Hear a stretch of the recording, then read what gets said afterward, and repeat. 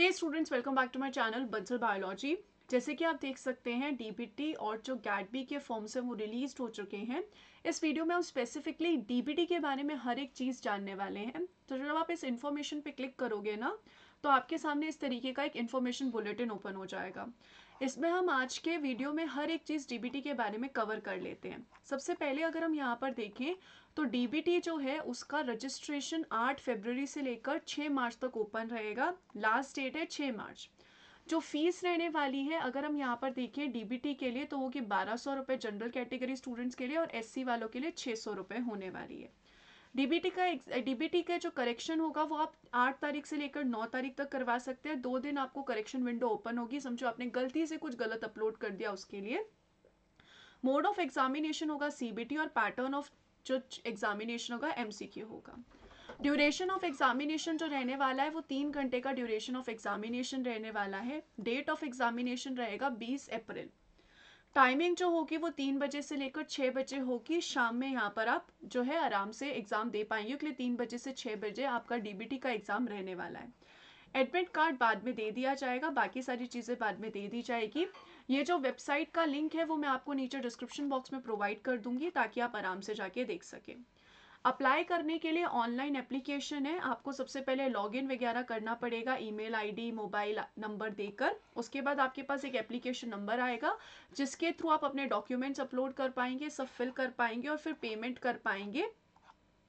अगर हम यहाँ पर आगे चलने की कोशिश करें तो उसके बाद डीबीटी और एनटीए और आरसीबी के बारे में सारी इन्फॉर्मेशन दे रखी है कि आरसीबी वो इंस्टीट्यूट है जो कंडक्ट करवाता है एनटीए के साथ मिलके। हम इस वीडियो में स्पेसिफिकली गैट-बी के बारे में नहीं, डीबीटी के बारे में डिस्कस करने वाले हैं। डीबीटी एक जूनियर रिसर्च फेलो प्रोग्राम होता है जैसे कि सीएसआईआर होता है। 2004 से ये प्रोग्राम जो है रन किया जा रहा है डीबीटी जेआरएफ के फॉर्म में। डीबीटी जो एग्ज़ाम है वो यहाँ पर all India computer based examination होता है जो कि साल में सिर्फ एक बार ही किया जाता है। ये इस बार अप्रैल में है। अगर हम यहाँ पर देखें तो इसकी 2 लिस्ट निकलती है, कैटेगरी 1 और कैटेगरी 2 की। कैटेगरी 1 जो होते हैं shall be eligible to avail fellowship in any recognised university institute across India where the candidates enrolled for PhD. तो आपको यहाँ पर क्या मिल जाती है, स्टाइफंड मिल जाती है डीबीटी की तरफ से, गवर्नमेंट की तरफ से। कैटेगरी 2 जो होंगे वो एलिजिबल होंगे in appointment in any DBT sponsored project with fellowship equivalent to NET GATE qualification as per the DST guidelines and और enrol in PhD programme subject to selection through the institutional selection process. Selection in category 2 shall not entitle candidate for any fellowship from DBT JRF program। तो DBT JRF programme के through इनको stipend नहीं मिलेगा, लेकिन ये apply कर सकते हैं और यहाँ पर जो प्रोजेक्ट्स है उस पर लग सकते हैं। अगर हम यहाँ पर देखें फेलोशिप के बारे में इन्होंने डिटेल्स दे रखी है कि award of DBT category 1 fellowship जो भी शॉर्टलिस्टेड कैंडिडेट्स होंगे उनको दिया जाएगा। यहाँ पर उनको पीएचडी में रजिस्टर करना होगा within 2 years from the date of जिस दिन से भी आपको फेलोशिप मिलेगा। Category 1 qualifying candidates will be eligible to avail fellowship grant under DBT JRF programme के अंडर वो ले सकते हैं फेलोशिप को। Registration for PhD in candidates responsibility and regional center for biotechnology and DBT have no role with that। तो अगर आपको PhD में एनरोल होना है तो आपको खुद ही होना पड़ेगा, उसमें ये हेल्प नहीं करेंगे। Award letter shall not be issued to candidates found ineligible और जिनके डॉक्यूमेंट्स प्रॉपर नहीं है तो उनको यहाँ पे फेलोशिप नहीं दी जाएगी और ना ही उनको लेटर दिया जाएगा। The candidates declared eligible for award of fellowship under DBT will be governed by DBT JRF program। अगर हम यहाँ पर इसके आगे की बात चलें, अगर हम इसके आगे बात करें तो एकेडमिक क्वालिफिकेशन क्या होनी चाहिए अगर आप डीबीटी के लिए अप्लाई कर सकते हैं तो मास्टर्स होनी चाहिए और बैचलर्स होनी चाहिए। इनमें से किसी भी डिसिप्लिन में आपकी हो सकती है। Candidates admitted in any of these courses program supported by DBT post graduate teaching program shall be eligible to apply। जो आपको मिनिमम मार्क्स चाहिए रहेंगे वो होंगे 60% marks in general EWS OBC category and 55 इन सब में चाहिए होगा। 28 ईयर्स तक आप अप्लाई कर सकते हैं जनरल और ईडब्ल्यूएस वाले। वहीं 5 साल का relaxation SC ST differently abled women को दिया जाता है और 3 साल का रिलैक्सेशन जो है ओबीसी वालों को दिया जाता है। कैंडिडेट्स जो होने चाहिए वो रेजिडेंट ऑफ इंडिया होने चाहिए। कैंडिडेट्स जो कि अपीयर हो रहे हैं या फिर अपीयर होने वाले हैं फाइनल एग्जाम में उनके एमएससी या मास्टर्स में, तो वो भी अप्लाई कर सकते हैं। शर्त ये है कि आपको रिजल्ट अवेटेड कैटेगरी में अप्लाई करना पड़ेगा। आप यहाँ पर जाके ये भी देख सकते हैं कि क्या यहाँ पर रहेगा, तो सेक्शन ए और सेक्शन बी रहता है। सेक्शन ए में general science, mathematics, chemistry, general aptitude, analytical, quantitative ability और जनरल बायोटेक्नोलॉजी पूछा जाता है। 50 क्वेश्चंस होते हैं, 50 के 50 अटेम्प्ट करने होते हैं, 3 मार्क्स का हर क्वेश्चन होता है। सेक्शन बी में अगर हम यहाँ पर देखें तो बायोटेक्नोलॉजी से रिलेटेड होता है। 150 जो क्वेश्चंस होते हैं, सिर्फ 50 आपको अटेम्प्ट करने होते हैं, हर एक क्वेश्चन 3 मार्क्स का होता है। तो आप यहाँ पर देख सकते हैं कि आपको बहुत सारी चॉइसेस मिलती है सेक्शन बी में।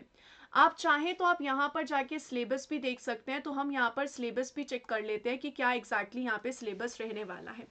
अगर हम यहाँ पर सिलेबस की तरफ चले तो सिलेबस यहाँ पर बेट का क्या रहेगा इस बार का, तो यहाँ पर सेक्शन ए में जनरल एप्टीट्यूड आने वाला है, जनरल बायोटेक्नोलॉजी आने वाला है, ये सारी चीज़ें इन्होंने मेंशन कर रखी है। तो ये पूरा जो सिलेबस है ये सेक्शन ए का रहने वाला है। ये सारी चीज़ें सेक्शन ए में, जिसमें जेनेटिक्स है, जिनोमिक्स है, प्रोटियोनॉमिक्स है, आईपीआर, बायोसेफ्टी, बायोएथिक्स, ये सब रहने वाला है। सेक्शन बी की अगर हम बात करें तो बायोटेक्नोलॉजी में होगा, जिसमें एग्रीकल्चरल बायोटेक्नोलॉजी आएगा। अपार्ट फ्रॉम दैट अगर हम यहाँ पर देखें, एनिमल बायोटेक्नोलॉजी आने वाला है। एनिमल बायोटेक्नोलॉजी के अलावा MTech biotechnology, biochemical engineering and industrial biotechnology आने वाला है। एनवायरमेंटल बायोटेक्नोलॉजी रहेगा, मरीन बायोटेक्नोलॉजी रहेगा, इसके अलावा मेडिकल बायोटेक्नोलॉजी रहने वाला है यहाँ पर। तो इनका सिलेबस बहुत ज़्यादा लंबा खासा होता है।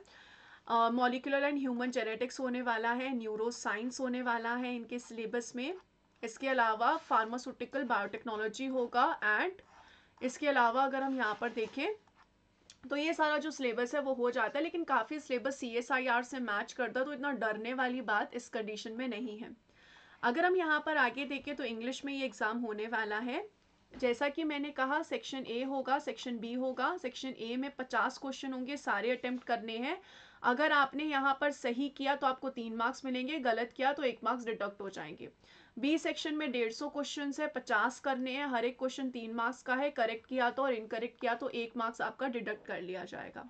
टाइमिंग ऑफ एग्जामिनेशन की हमने यहाँ पर पहले से ही बात कर ली है। इसके अलावा इन्होंने फैसिलिटी वगैरह बताई है और यहाँ पर ऑनलाइन एप्लीकेशन किस तरीके से फिल करना है उसके बारे में बताया है। इसका लिंक मैं आपको नीचे डिस्क्रिप्शन बॉक्स में पहले ही दे दूंगी, तो आप वहाँ पे जाके आराम से अप्लाई कर सकते हैं। इसके अलावा यहाँ पर कुछ इंस्ट्रक्शंस वगैरह इन्होंने यहाँ पे मेंशन कर रखे हैं, तो वो आप देख सकते हैं। सेंटर्स भी हम यहाँ पर देख लेंगे कि अभी कौन कौन से सेंटर्स पे आप अप्लाई कर सकते हैं, मतलब कौन कौन से सेंटर्स यहाँ पर इंक्लूडेड है। इसके अलावा यहाँ पर रिस्पॉन्स शीट देंगे ये, जिसको आप चेक करेंगे कि आपने क्या क्या रिस्पॉन्स दी है। प्रोविजनल आंसर की देंगे जिसको आप चेक कर सकते हो। अगर आपको कोई भी आंसर गलत लग रहा है तो आप चैलेंज कर सकते हो। हर एक क्वेश्चन के लिए आपको 200 मार्क्स पे करने होंगे और ये फीस नॉन रिफंडेबल होगी। फाइनली रिजल्ट जो है वो डिक्लेयर कर दिया जाएगा और फाइनल आंसर की को आप चेक नहीं कर सकते, मतलब आप फाइनल आंसर की को चैलेंज नहीं कर सकते हो। आपकी परफॉर्मेंस के बेसिस पे एज आई हैव मेंशन कि आपके लिए 2 लिस्ट निकलेगी, एक फर्स्ट लिस्ट निकलेगी और एक सेकेंड लिस्ट निकलेगी। CBT मोड में ये जो एग्ज़ाम है वो होने वाला है। यहाँ पर NTA जो है वो आपका ये फॉर्म करने वाला है। इसके अलावा आप यहाँ पर देख सकते हो कि अगर आपको कोई सर्टिफिकेट अपलोड करना है तो उस सर्टिफिकेट का किस तरीके से यहाँ पर फॉर्मेट रहेगा। इसके अलावा हम यहाँ पर आगे जाएं तो आगे हम यहाँ पे सेंटर्स भी देख लेते हैं कि कौन कौन से सेंटर्स स्पेसिफिकली DBT के लिए अवेलेबल है। ये सारी इन्फॉर्मेशन अभी GATB के लिए यहाँ पे बीच में दे रखी है। रिजल्ट अवेटेड है तो आपको इस तरीके का फॉर्मेट चाहिए। ये GATB के एग्जामिनेशन सेंटर्स हैं, ये बेट के एग्जामिनेशन सेंटर्स हैं। तो आप बेट के एग्जामिनेशन सेंटर्स यहाँ पर चेक कर सकते हैं कौन कौन से यहाँ पर एग्जामिनेशन सेंटर्स रहेंगे। एज आई हैव मेंशन कि जो एग्ज़ाम है वो CBT मोड में होगा, ऑनलाइन एग्ज़ाम यहाँ पर होने वाला है। इस तरीके का आपका एप्लीकेशन फॉर्म होगा। तो आप यहाँ पर इसमें जाके हर एक चीज़ देख सकते हैं, लिंक मैं डिस्क्रिप्शन बॉक्स में दे दूंगी। और अगर आपको मेरे साथ PhD और MSc एंट्रेंस की तैयारी करना है तो आप बंसल बायोलॉजी ऐप डाउनलोड कर सकते हैं। Wish you all the very best guys, take care, bye bye.